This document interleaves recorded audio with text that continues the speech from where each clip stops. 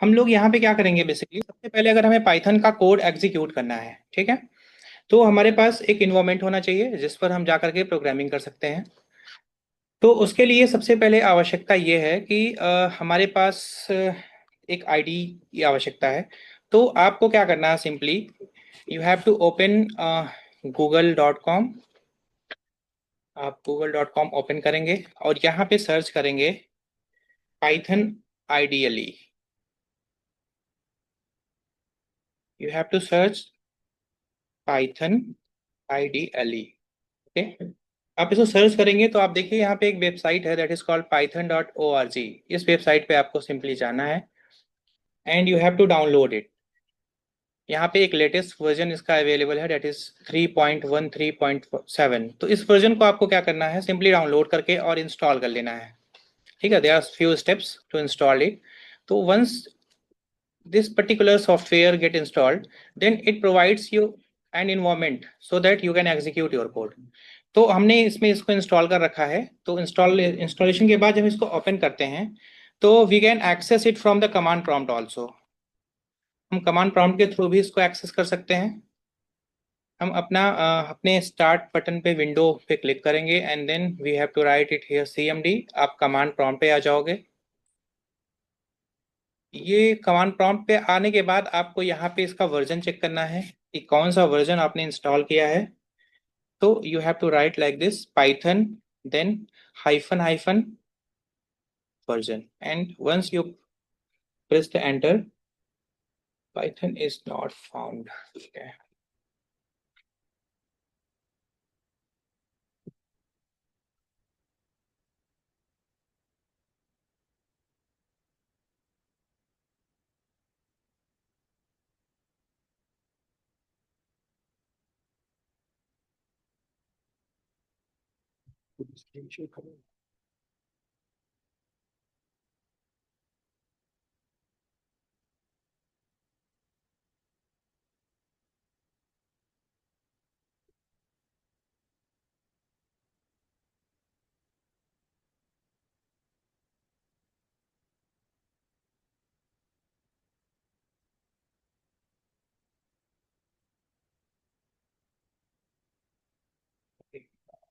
Python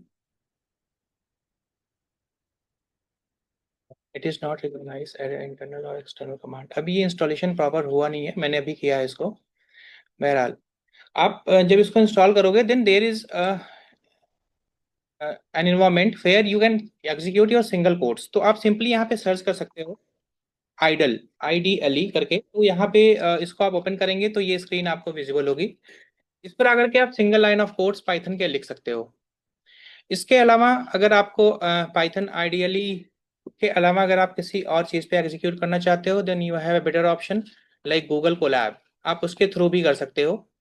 Google Colab के लिए आपको सबसे पहले तो अपने गूगल के थ्रू लॉगिन करना होगा, अपनी मेल आईडी को लॉगिन करके।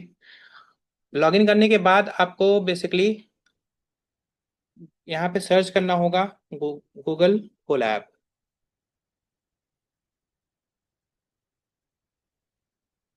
ठीक है, ये आपका यूआरएल है जो यहाँ रिफ्लेक्ट कर रहा है। आप इस पर क्लिक करोगे simply and then you comes to this particular screen. तो यहाँ पे एक न्यू नोटबुक का ऑप्शन आपके पास आएगा। आप इस पर क्लिक करके और एक नोटबुक ओपन करके अपने कोड्स को यहाँ पे एग्जीक्यूट प्रॉपरली कर सकते हो। ठीक, तो there are multiple ways to execute the code. आप गूगल कोलैब का यूज कर सकते हो, आप कमांड प्रॉम्प्ट के थ्रू ये काम कर सकते हो, आप पाइथन आइडियली को डायरेक्टली सर्च करके अगर आपने इंस्टॉलेशन उसका किया है तो आप वहाँ से भी अपने कोड्स को एग्जीक्यूट कर सकते हो। अभी बेसिकली आज हम गूगल कोलैब के पर ही कोड करके आपको दिखाएंगे। जो भी इसकी प्रोग्रामिंग है हम इसके थ्रू करेंगे। ठीक, तो बेसिकली आपको यहाँ पे क्या आवश्यकता है, आपको सिंपली एक मेल आईडी की ज़रूरत है।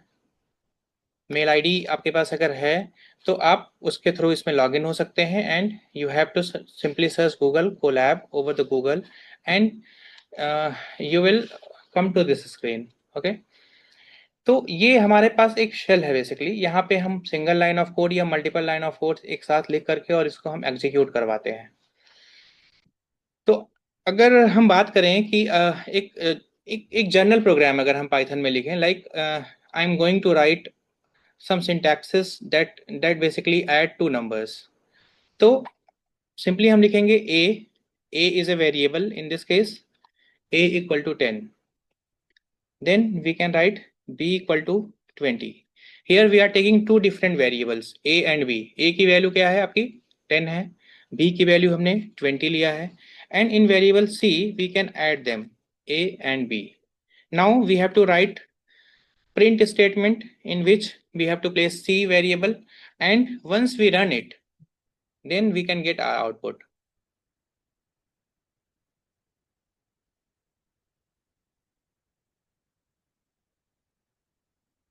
It is still connecting. ये connection एक बार हो जाएगा then it will work.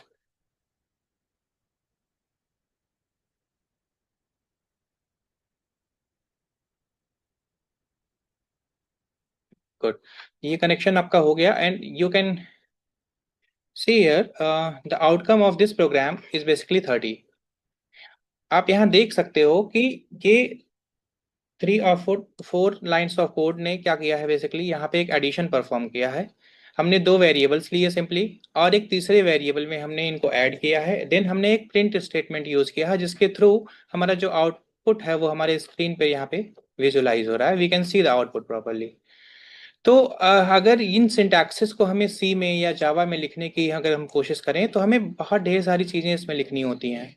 अगर हम इसको जावा में लिखते हैं तो हर एक पर्टिकुलर वेरिएबल के लिए हमें एक डेटा टाइप की आवश्यकता होती है। Like we have to write like this Java में, ठीक। हमें फिर सी का भी एक डेटा टाइप यहाँ पे मेंशन करना होगा। सिमिलरली इस प्रिंट के लिए हमें क्या लिखना होगा, system dot out dot println, system dot out dot println. कुछ इस तरह का स्टेटमेंट हमें यहाँ पे पूरा मेंशन करना होगा। बट ये सारी चीजें इतनी सिंप्लिसिटी के साथ हम पाइथन में लिख पा रहे हैं without describing the types of the data, without writing some extra codes here, we can perform such task. Means हमने a में एक integer value को store किया है, 10 is a integer. b में फिर हमने 20 को store किया है, then we perform some mathematical operations over here. तो ये जो पूरा कोड है ये आप आइडल के थ्रू एक फाइल में, एक नोटपैड फाइल में लिख करके और .py एक्सटेंशन से उस फाइल को सेव करके भी एग्जीक्यूट करा सकते हो। But you can also access execute it by using the Google Colab. अब यहाँ पे हम बात करते हैं कि इसमें पोर्शंस कौन कौन से हैं, इसमें क्या क्या चीजें हैं बेसिकली। अगर हम ए की बात करें तो ए क्या है, हमारा एक वेरिएबल है। B is also a variable. Variable क्या होते हैं, variables are the placeholders, are the value holders we can say it, जो अलग अलग डेटा को अपने अंदर स्टोर करते हैं। तो यहाँ पे a एक वेरिएबल है जो एक वैल्यू 10 को स्टोर कर रहा है। सिमिलरली b एक वेरिएबल है जो 20 को स्टोर कर रहा है, एंड c में इन दोनों वैल्यूज को हमने एडिशन परफॉर्म किया है। We can also check the type of a, like a का टाइप क्या है। तो we have to write like this, print type of a। आप यहाँ पे देख सकते हो a क्या है, एक इंटीजर टाइप का वेरिएबल है। अगर इसी में हम एक दूसरी वैल्यू असाइन करते हैं, लाइक एक फ्रैक्शनल वैल्यू दे देते हैं, मींस 10.5, तो अभी ए का जो नेचर है ये इंटीजर से चेंज होकर के क्या हो जाएगा, फ्लोटिंग वैल्यूज। मींस अगर हम इस कोड को रीरन करते हैं, दोबारा एग्जीक्यूट करते हैं, देन वी विल फाइंड कि जो आपका टाइप है ए का वो क्या चेंज होके हो गया है, दैट इज फ्लोट। तो अभी ए का जो नेचर था वो इसके पहले क्या था, इंटीजर, एंड जैसे ही हमने एक इसमें फ्लोटिंग वैल्यू असाइन करी, इसका जो नेचर है वो चेंज होकर के फ्लोट हो गया। सिमिलरली अगर अभी हम बी की बात करें तो बी में क्या स्टोर है, बी में अभी हमारे पास एक इंटीजर वैल्यू स्टोर है। अगर हम इसके टाइप को चेक करते हैं बी के, तो आप देखोगे कि इसका जो टाइप है वो एक इंटीजर वैल्यू है। देखिए ये ए का टाइप है और ये बी का टाइप है, ये एक इंटीजर वैल्यू आई। अगर हम वी में लेट्स से एक स्ट्रिंग स्टोर कर देते हैं, स्ट्रिंग को हम इसमें डबल कोट्स में लिखते हैं बेसिकली। अगर इसमें हमने लिख दिया समथिंग एक्स वाई जेड, तो ये एक स्ट्रिंग हुई। अब इस कोड को जैसे ही हम रन करते हैं, बिकॉज इट रिफ्लेक्ट्स एरर, क्योंकि हम एक स्ट्रिंग को जोड़ नहीं सकते यहाँ पे, तो हमें ये ऑपरेशन अभी यहाँ से हटाना होगा और यहाँ पे हम लिखेंगे X Y z, and we also delete this one. जब हम इसको एग्जीक्यूट करेंगे, अभी इसका जो नेचर है इस बी का, पर्टिकुलर बी वेरिएबल का, वो स्ट्रिंग फॉर्म में हो गया। तो आप देख पा रहे हो कि जो भी वेरिएबल है इसका जो डेटा है, जिस टाइप का डेटा हम इसको असाइन कर रहे हैं, उस टाइप का आपका ये वेरिएबल आपका कन्वर्ट हो जा रहा है। लाइक अगर इसमें हमने 10 पास किया तो इसका जो टाइप है ए का, दैट इज इंटीजर। अगर इसी में हमने 10.5 दे दिया तो इसका जो नेचर है ये फ्लोटिंग टाइप का हो गया। तो this is why we can say a Python is dynamically type language. Means हमारे पास जिस तरह का डेटा होगा उस तरह का हमारे वेरिएबल का बिहेवियर हो जाएगा। हमें उसको अलग से डेफिनेशन देने की जरूरत नहीं है यहाँ पे। मीन्स जैसे हम जावा में या सी में हम क्या करते हैं, सबसे पहले अपने वेरिएबल्स के टाइप को डिफाइन करते हैं। लाइक हमें अगर इंटीजर स्टोर करना है तो हमारे पास जो वेरिएबल होना चाहिए वो इंटीजर टाइप का होना चाहिए। हमें अगर कोई फ्लोटिंग वैल्यू स्टोर करनी है तो उसका जो नेचर होना चाहिए वो फ्लोटिंग टाइप का होना चाहिए या डबल होना चाहिए। बट यहाँ पे हम इस चीज़ को मेंशन नहीं करते हुए सीधे उस वैल्यू पे रिलाई करते हैं जो हमें यहाँ पे स्टोर करना है। अगर हमें इंटीजर वैल्यू स्टोर करनी है then the nature the behaviour of the A is like integer. अगर हमें एक फ्लोटिंग वैल्यू स्टोर करना है तो उसका जो नेचर है वो किस टाइप का हो जाएगा, फ्लोटिंग। अगर कोई स्ट्रिंग हमने इसमें स्टोर कर दिया है तो उसका जो बिहेवियर हो जाएगा वो स्ट्रिंग के फॉर्म में हो जाएगा। तो the value, the type of the variable is totally depend on the nature of the value is going to be stored in that variable. That's why it is called dynamically typed language, इसीलिए इसको हम dynamically typed कहते हैं। तो अभी तो एक simple हमने सिंटैक्स लिखा। अब इसमें हम थोड़ी सी प्रोग्रामिंग में ही आगे बढ़ते हैं। हम बात करते हैं कि कौन कौन से करेक्ट हमारे पास वेरिएबल्स की नेमिंग है, क्योंकि वेरिएबल नॉमेनक्लेचर इसमें एक कॉमन पोर्शन है जो आपको जानना बहुत जरूरी है कि हम वेरिएबल्स को कितने तरीके से लिख सकते हैं। तो अगर हम वेरिएबल्स की बात करें स्पेशली इन पाइथन, तो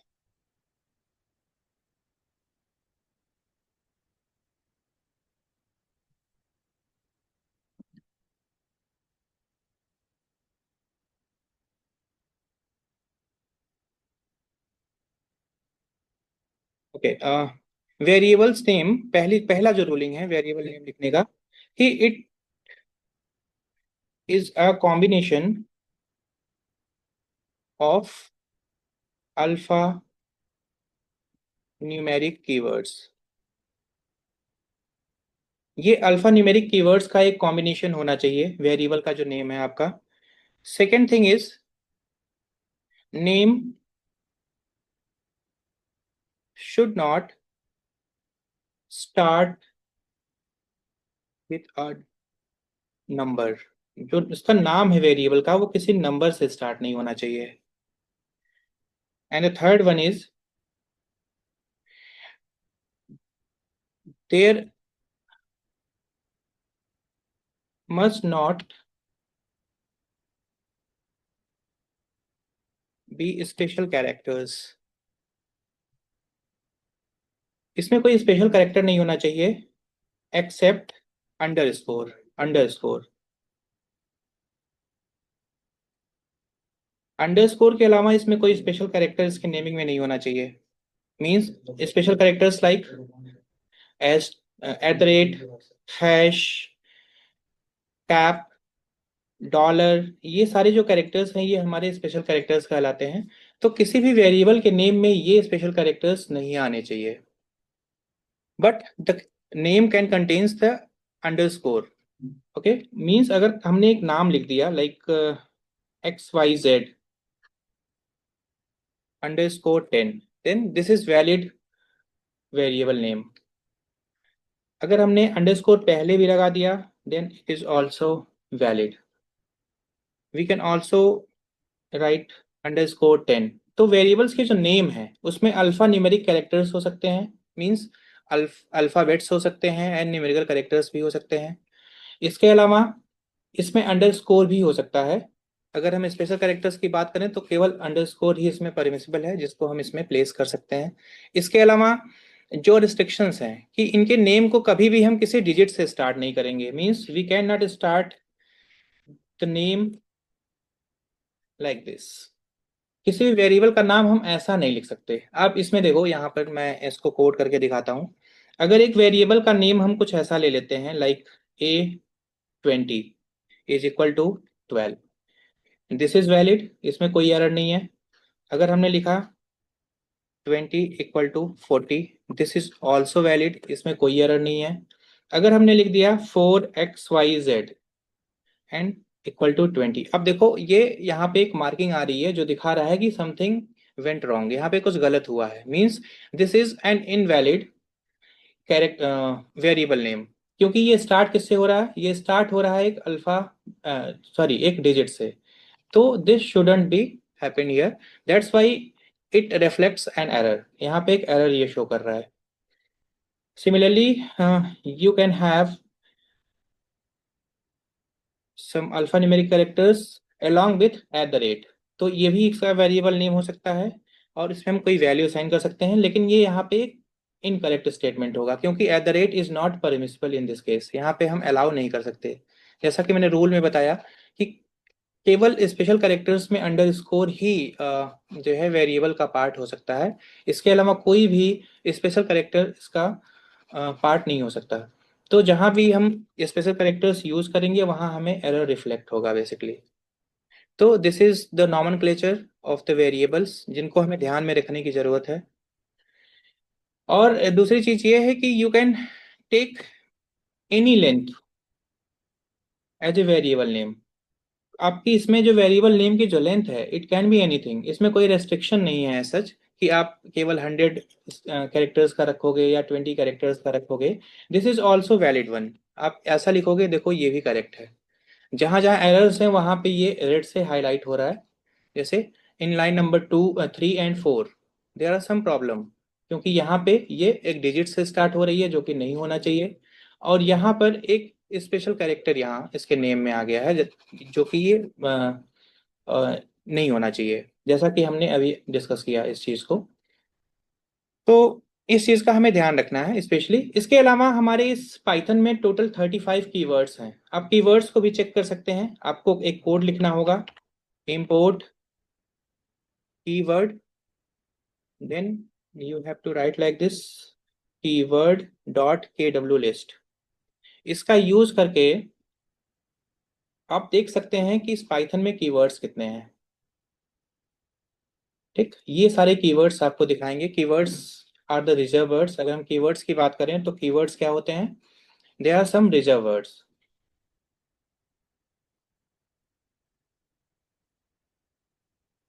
keywords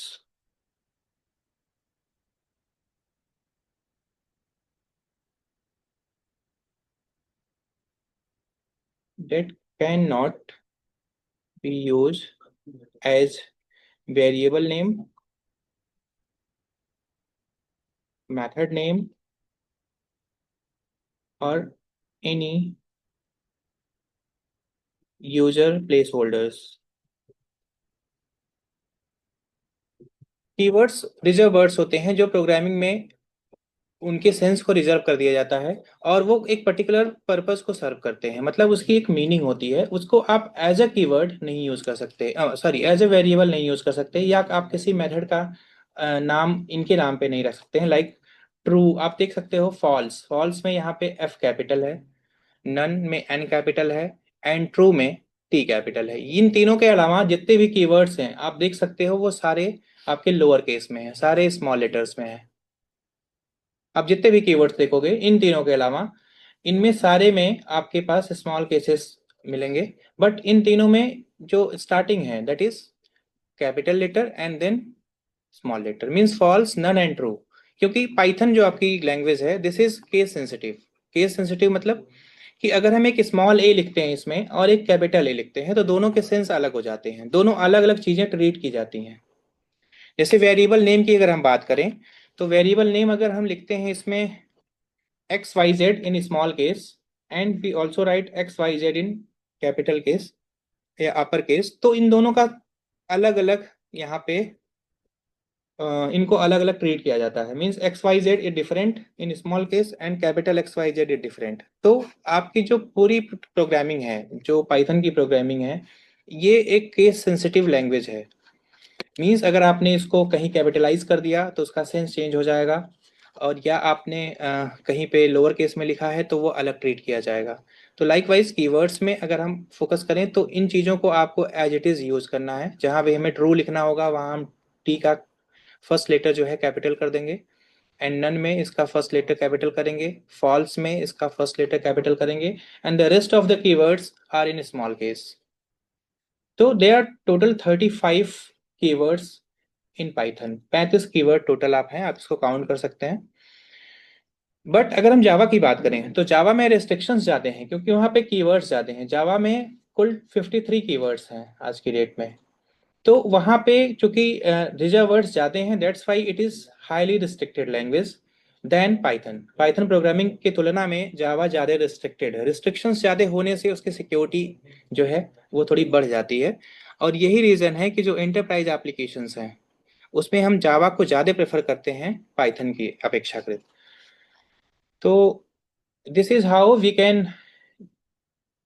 print the keywords on the screen. ये कोड है, आप इसको नोट डाउन कर लें। फिर हम आगे बढ़ते हैं इसमें।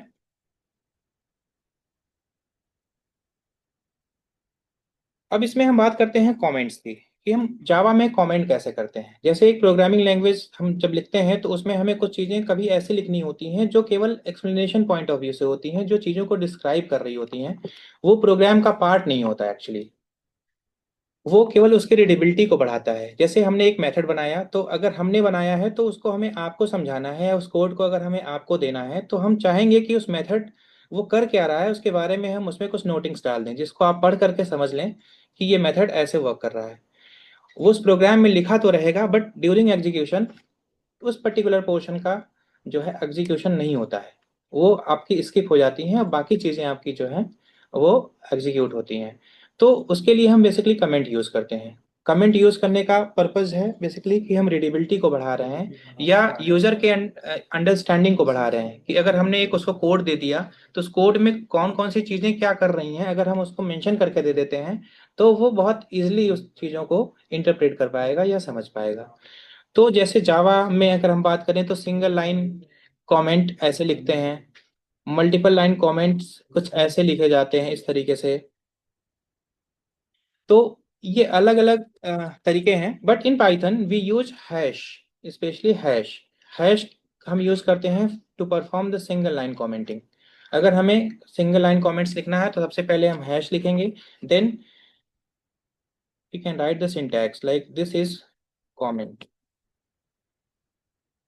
Okay, similarly for multi line comments we use triple quotes या ट्रिपल सिंगल कोट्स। यहाँ पे हम जो भी स्ट्रिंग लिखेंगे मल्टी लाइन में, and then we close it with a triple quotes, then this is a multi-line comment or also known as doc string। इसको हम doc string भी बोलते हैं, डॉक्यूमेंट स्ट्रिंग पाइथन में। तो मल्टी लाइन कमेंट्स के लिए हम ट्रिपल कोट्स का यूज करते हैं, एंड सिंगल लाइन कमेंट्स के लिए मैं हैश का यूज यहाँ पे कर रहा हूँ। ठीक है, तो they are two ways of commenting. ठीक, तो इनका हम यहाँ पे प्रयोग करेंगे जब भी हम अपने प्रोग्राम्स को लिखेंगे और कमेंट करेंगे। तो अब आते हैं कि अगर हमें कोई इनपुट यूजर से लेना है, if we try to get some input from the user at a run time.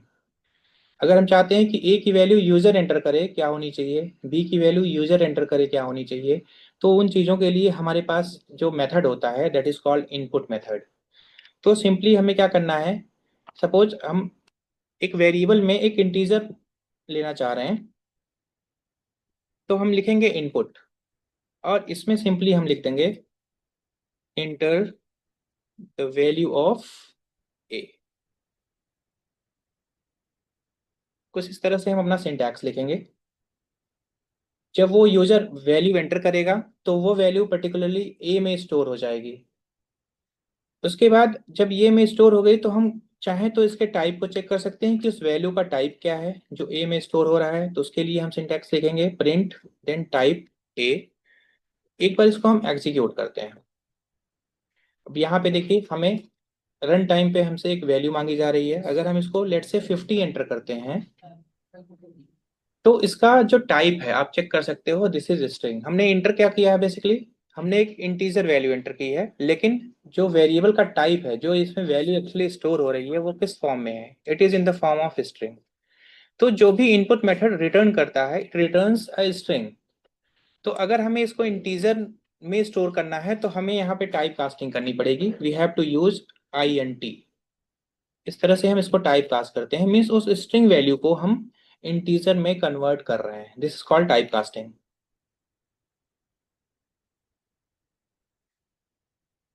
ठीक है, अब यहाँ पे अगर हम चेक करते हैं ए का टाइप, सेकेंड सॉरी, कमेंट हमें यहाँ पे लिखना है। मैं उसको मैं हटा देता हूँ सिंटैक्स को यहाँ पे, और इसको हम रन करते हैं। नाउ सी, हमने इसमें 50 एंटर किया। अभी इसका जो टाइप है ए का, मीन्स ए का जो डेटा टाइप है दैट इज इंटीजर। इंटीजर ये हो गया क्योंकि हमने स्ट्रिंग को फर्दर किस में कन्वर्ट किया है? इंटीजर में, by perform the type casting. तो जो इनपुट मेथड आपका है बेसिकली, वो जो भी रिटर्न करेगा वो स्ट्रिंग फॉर्म में रिटर्न करेगा। आप इवन इंटीजर उसमें दे रहे हो, या कोई फ्लोटिंग वैल्यू दे रहे हो, या स्ट्रिंग दे रहे हो इवन, तो उसका जो डेटा टाइप होगा वो स्ट्रिंग ही होगा। मीन्स अगर हम 10 पास करते हैं तो वो कुछ ऐसा रिटर्न करेगा। अगर हम 10 पास करते हैं तो ये डबल कोट्स में 10 को रिटर्न करेगा। अगर हम 20 पास करेंगे तो ये डबल कोट्स में 20 रिटर्न करेगा। अगर हम 30.5 इसमें पास करते हैं तो ये डबल कोट्स में इसको रिटर्न करेगा। तो इसलिए इसका जो टाइप होता है वो स्ट्रिंग टाइप हो जाता है। तो अब फर्दर हमें ऑपरेशंस अगर करने हैं, हमें वैल्यूज को ऐड करना है, तो उनका टाइप तो इंटीजर या फ्लोट होना ही चाहिए, अदरवाइज हम एडिशन उसमें परफॉर्म नहीं कर पाएंगे। तो अब यहाँ पर हमने क्या किया है, हमने इसको टाइप कास्ट कर दिया, जिससे कि उसका जो टाइप है, जो स्ट्रिंग टाइप था, वो इंटीजर में फर्दर कन्वर्ट हो गया। And then we print them the type as a type. Similarly एक वेरिएबल बी है, इसमें भी हम रन टाइम पे यूजर से डेटा ले लेंगे। इसके लिए हम इनपुट मेथड यूज करेंगे, और इसके अंदर again we have to write like this, enter the value of b. ये जो सेमी कॉलन लास्ट में मैं लगा रहा हूँ, ये मैंडेटरी नहीं है, आप इसको स्किप कर सकते हो यहाँ पे। ये जो मैंने सेमी कॉलन यहाँ ऐड किया है, आप इसको हटा करके भी अपने कोड्स को एग्जीक्यूट कर सकते हो। सिमिलरली आप बी का भी टाइप चेक कर सकते हो। टाइप चेक करने के लिए हमें टाइप मेथड यूज करना है और उसके अंदर बी को पास कर देना है। अब देखो, अब हम यहाँ पे अगर 34 पास करते हैं ए में, और बी में हम 23 पास करते हैं, now the type is A, the type of A is integer and the type of B is also integer. दोनों इंटीजर वैल्यूज आ गई हमारे पास। Now we can add them. अगर हम चाहते हैं इनका एडिशन परफॉर्म करना या इनमें मल्टीप्लीकेशन परफॉर्म करना, तो अब हम ये काम यहाँ पे इजिली कर सकते हैं।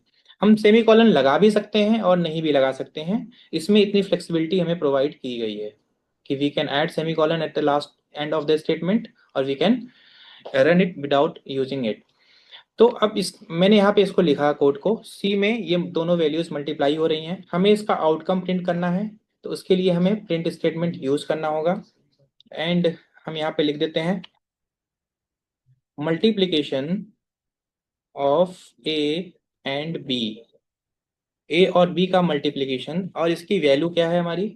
सी। सी को यहाँ पे हम मेंशन कर देंगे। सेमी कॉलन लगाएं या न लगाएं ये मैटर नहीं करता यहाँ पे। 20 हमने लिया, देन 23 लिया, एंड आप देख सकते हो ये दोनों वैल्यूज मल्टीप्लाई हो चुकी हैं, 20 एंड 23, एंड आउटकम इज 460। ये मल्टीप्लीकेशन यहाँ पे हो गया। तो by using such program we can take the input at the run time from the user. हम रन टाइम पे यूजर से इन वैल्यूज को ले सकते हैं, जिसमें हमें एक इनपुट मेथड की जरूरत पड़ेगी, जिसमें हम ये कुछ इस तरह से सिंटैक्सेस लिखेंगे। अब since the input returns the string, then we have to perform the type casting.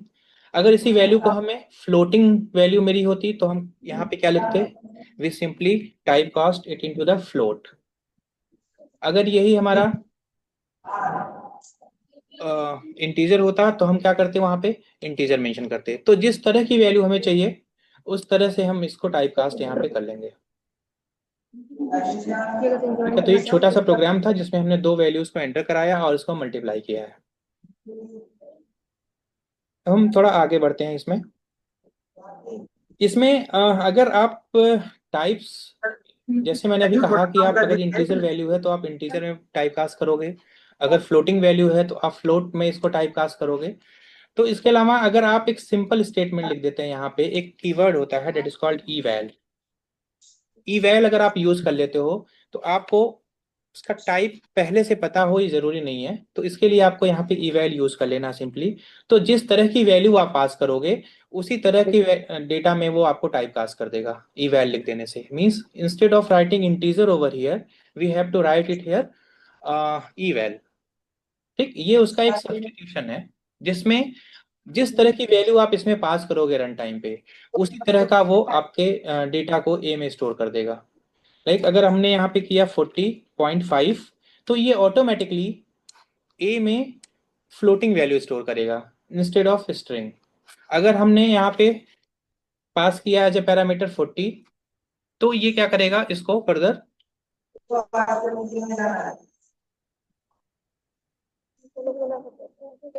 इसको कन्वर्ट कर देगा इंटीग्रल वैल्यू में। ठीक, तो इट टोटली डिपेंड्स कि आपका किस तरह का डेटा टाइप आप यहाँ पे वैल्यू का टाइप कौन सा आप यूज कर रहे हो। तो इसके लिए हम यहाँ पे eval यूज कर सकते हैं, eval।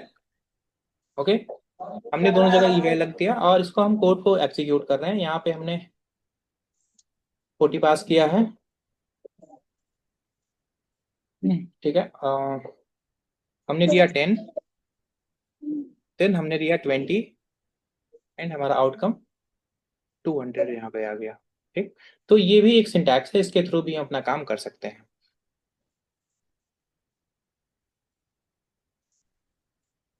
अब इसमें जो हमारे पास ऑपरेशंस हैं, बेसिकली कौन कौन से ऑपरेशंस परफॉर्म करता है आपका पाइथन। तो जितने भी अर्थमेटिक ऑपरेशंस होते हैं, arithmetic operations are like addition, subtraction, multiplication, division, ये सारे टास्क ये करता है। 1 सेकेंड।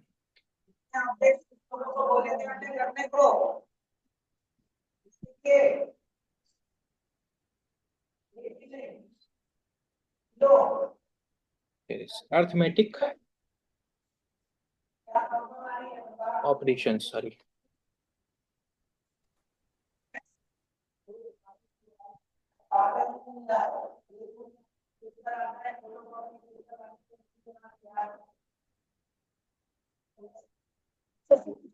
अर्थमेटिक ऑपरेशंस की अगर हम बात करें तो यहाँ पे एडिशन,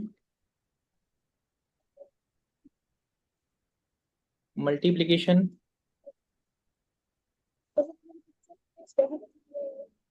सब्सट्रैक्शन, डिवीजन, इसके अलावा फ्लो डिवीजन, तो ये सारे ऑपरेशंस हैं जो हम यहाँ पे करते हैं। This is plus, this is multiplication, this is subtraction, this is your division and this is your flow division. Division में दो वेरिएंट्स हैं, डिवीजन एंड फ्लो डिवीजन। इसकी अभी हम बात करेंगे कि ये फ्लो डिवीजन करता क्या है एक्चुअली। तो ये कुछ सेट ऑफ ऑपरेशंस जो किस कैटेगरी में आते हैं, अर्थमेटिक ऑपरेशंस की कैटेगरी में आते हैं। तो फ्लो डिवीजन के बारे में थोड़ा सा हम देख लेते हैं कि ये वर्क कैसे बेसिकली करता है। अगर हमारे पास कुछ डेटा पॉइंट्स हैं लाइक a = 50.5, ये एक फ्लोटिंग वैल्यू है। सिमिलरली वी हैव b = 30 और c अगर हम a/b करते हैं, या हम इसको और थोड़ा सा इजी रखते हैं डेटा को, इसको हम 50 रखते हैं और इसको हम 20 रखते हैं और सिंपली हमने इनको डिवाइड कर दिया। डिवाइड करने के बाद अगर हम इसको प्रिंट करते हैं अपने सी को, तो आउटकम क्या आएगा इसका, दिस इज 2.5। बट अगर हम इस डिवीजन की जगह अगर हम फ्लो डिवीजन यूज करते हैं तो आप देखो इसका आउटकम क्या आ रहा है, दैट इज 2। मीन्स अगर एक फ्रैक्शनल वैल्यू हमें मिलती है डिवीजन में, फ्रैक्शनल वैल्यू मीन्स हमारे पास सबसे पहले आउटकम क्या आया, 2.5। तो फ्लो डिवीजन इसको क्या करता है, इसमें जो नीचे का जिसके जस्ट पीछे का इंटीजर है, मीन्स 2.5 में सबसे लेफ्ट साइड का इंटीजर कौन सा है, दैट इज 2। तो वो 2 पे ला करके इसको रोक देता है, मीन्स इसको एक इंटीजर वैल्यू में कन्वर्ट कर देता है। जो फ्रैक्शनल वैल्यू हमारी आती है डिवीजन में, उसको ये इंटीजर में कन्वर्ट करता है और उसके लेफ्ट साइड का जो इंटीजर है उसमें इसको ला करके कन्वर्ट कर देता है। जैसे हमारी वैल्यू अगर है 3.4, तो वो 3 पर ला करके इसको कन्वर्ट कर देगा, या 3.6 अगर है तो भी वो कहाँ पे ले आएगा, 3 पे ले आएगा। तो मतलब जो लेफ्ट साइड का इंटीजर है उसका, उस पर ला करके उस वैल्यू को रोक देता है। This is called floor division. ठीक, इसका जो सिंटैक्स है वो डबल स्लैश फॉरवर्ड स्लैश ये हम यूज करते हैं। ये थोड़ा सा इसमें डिफरेंट था तो इसको हमने इसलिए इसको डिस्कस कर लिया है। बाकी तो आपने ऑपरेशंस परफॉर्म ही किया होगा, आपने मल्टीप्लिकेशन किया होगा, आपने जो है डिवीजन, एडिशन, सब्सट्रैक्शन, ये सारे ऑपरेशंस किए होंगे। इसके अलावा एक हमारे पास ऑपरेटर जो इसमें होता है that is called power operator. अगर हमें करना है 2 to the power 4, अगर हमें लिखना है ये ए में सपोज 5 है और इसको हमें स्क्वायर करना है, तो हम कैसे करेंगे, A power of B, this is called power of operator. इसमें डबल एस्टेरिक हम यूज करते हैं, means 5 raised to power 2 means 25, इसका आउटकम हमारा आ जाएगा 25। तो ये पावर ऑफ ऑपरेटर है जिसमें हम डबल एस्टेरिक का यूज करते हैं। ठीक, तो ये हमारे हैं अर्थमेटिक ऑपरेशंस। इसके अलावा अगर हम आगे मूव करें तो हम देखेंगे कि हमारे पास इसमें फंक्शंस और मेथड्स को क्रिएट करने के लिए क्या तरीके यूज किए जाते हैं या क्या सिंटैक्सेस यूज किए जाते हैं। Hello sir. तो बिफोर मूविंग टूवर्ड्स हम थोड़ी सी बात करेंगे किसी भी नंबर हेलो को सर। हम बाइनरी में या ऑक्टल में या हेक्साडेसिमल में कैसे कन्वर्ट करेंगे। Hello sir. को अगर डिजिटल लॉजिक की थोड़ी सी नॉलेज होगी तो आपने देखा होगा बाइनरी नंबर्स, बाइनरी नंबर्स 0 या 1 के फॉर्म में होते हैं, आइदर दे आर 0 और 1। अगर हम ऑक्टल की बात करें तो ऑक्टल नंबर्स जो होते हैं वो बेस 8 होता है, मीन्स 0 1 2 3 4 5 6 एंड 7, ये ऑक्टल नंबर्स होते हैं। अगर हम हेक्साडेसिमल की बात करें तो हेक्सा डेसिमल नंबर्स जो आपके होते हैं वो 0 से 1 2 3 अप टू 15 होते हैं, लेकिन 10 को यहाँ पे ए से रिप्रेजेंट किया जाता है, 11 को बी से रिप्रेजेंट किया जाता है, सी, डी, ई एंड एफ। 15 को हम एफ से रिप्रेजेंट करते हैं, 14 को ई से, देन 12 को डी से, 11 को सी से। ये जो नोटेशंस हैं ये हम यूज करते हैं हेक्साडेसिमल्स के लिए। बट अगर आप देखोगे तो इसकी जो स्टार्टिंग होती है वो होती है 0 बी से। अगर आप पाइथन में इसको देखोगे तो ये कुछ नंबर्स ऐसे लिखे जाते हैं 0 बी, देन ये नंबर, यहाँ पे ये स्टार्ट होता है 0 ओ से, 0 then o stands for octal and b stands for binary. यहाँ पे आप देखोगे तो ये होता है 0 एक्स, एक्स फॉर हेक्साडेसिमल। तो इनका रिप्रेजेंटेशंस के तरीके हैं ये। तो हेलो अगर सर। हमें एक डेसिमल नंबर को करस्पॉन्डिंग बाइनरी, ऑक्टल और हेक्साडेसिमल में कन्वर्ट करना है तो इसमें हमारे पास कुछ मेथड्स हैं, प्री डिफाइंड मेथड्स हैं। एक तो बिन है,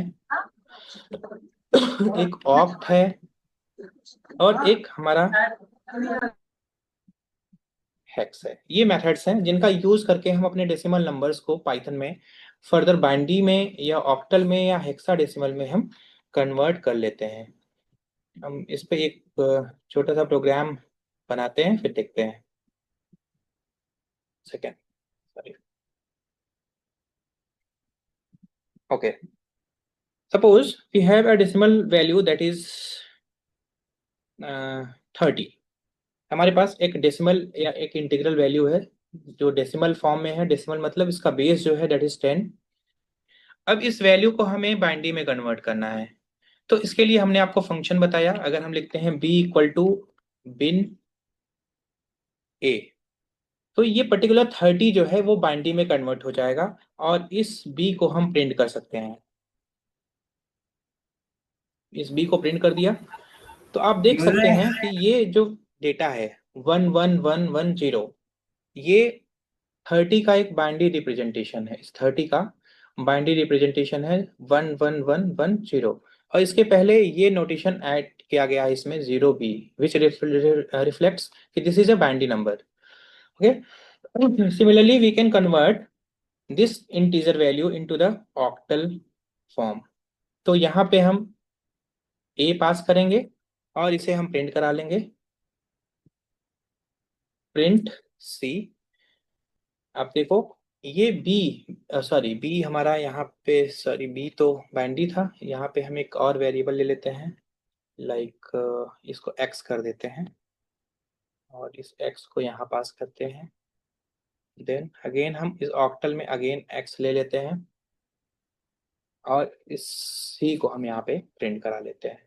तो देखिए आप सेम 30 का, इसी 30 का बाइनरी रिप्रेजेंटेशन यहाँ आ गया और इसी 30 डेसिमल पॉइंट, सॉरी इंटीजर का ऑक्टल रिप्रेजेंटेशन हमारा ये आ गया, क्योंकि ये स्टार्ट किससे हो रहा है, it start with 0 and o, o stand for octal.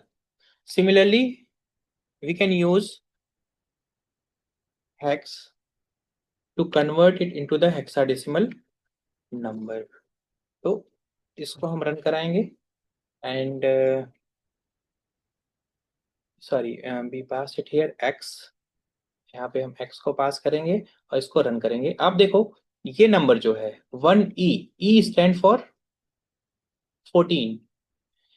Hexadecimal में मैंने अभी बताया e का मतलब क्या होता है, that is 14 and f stand for 15।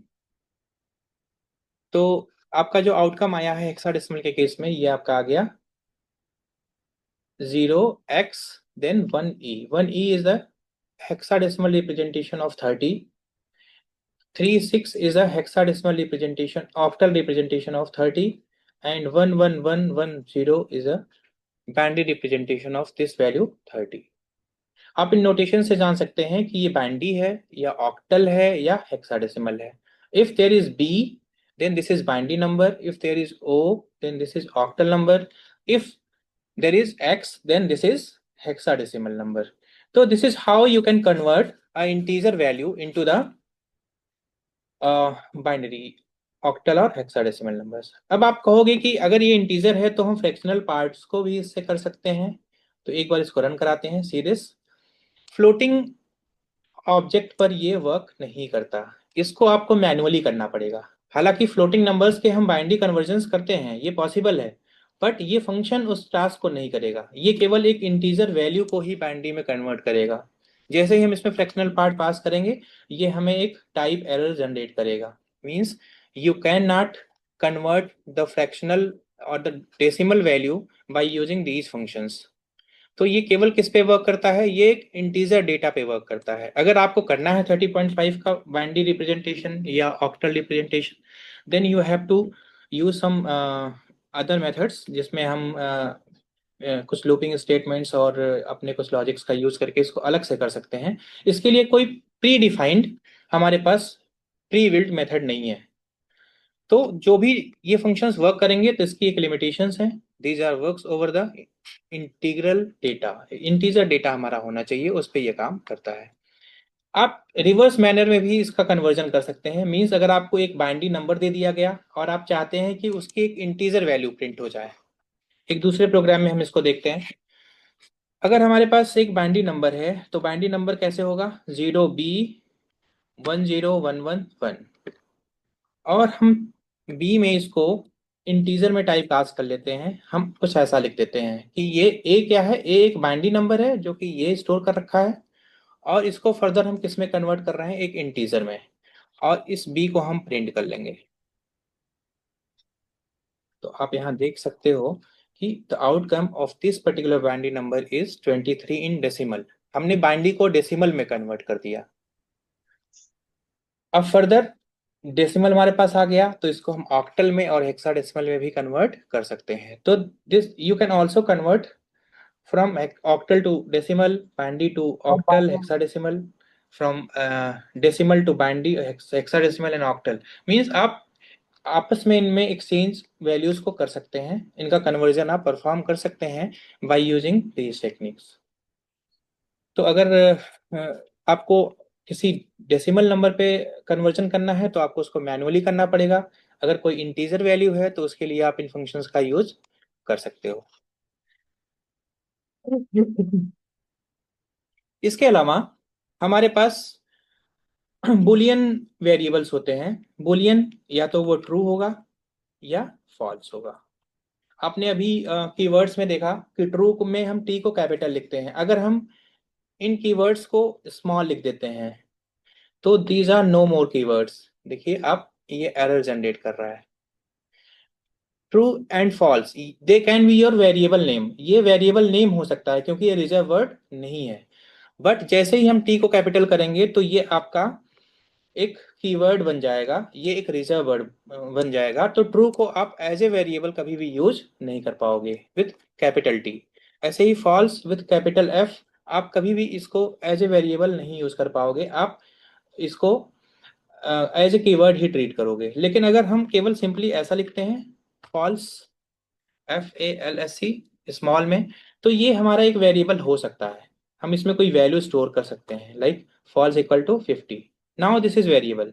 But जैसे ही हमने इसका F कैपिटल किया, ये हमारा रिजर्व वर्ड बन गया और किसी भी रिजर्व वर्ड को आप एज ए वेरिएबल यूज नहीं करोगे। ठीक है, जैसा कि हमने रूलिंग में भी आपको बताया। तो जो बुलियन हमारे पास यहाँ वैल्यूज अवेलेबल हैं वो हैं आपके true and false and none. None means nothing. None मतलब कि आपके पास कोई उसमें डेटा पॉइंट्स नहीं है तो उसको आपने नन से रिप्रेजेंट किया है, और नन में भी एन कैपिटल होना चाहिए। ये तीन कीवर्ड्स ऐसे हैं जिसको आपको स्पेशली ध्यान देना है कि इनमें जो एन स्टार्टिंग फर्स्ट लेटर है वो आपका कैपिटल लेटर में ही लिखा जाएगा, तभी वो कीवर्ड्स ट्रीट किया जाएगा, अदरवाइज वो वेरिएबल आपका बन जाएगा। तो इन चीजों को आपको ध्यान में इसमें रखने की जरूरत है।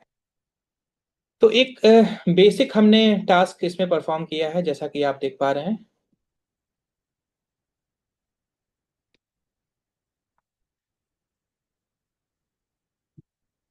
ओके, सो अब हम बात करेंगे थोड़ा सा, इसमें हम फंक्शन की तरफ चलेंगे कि हम इनमें मेथड्स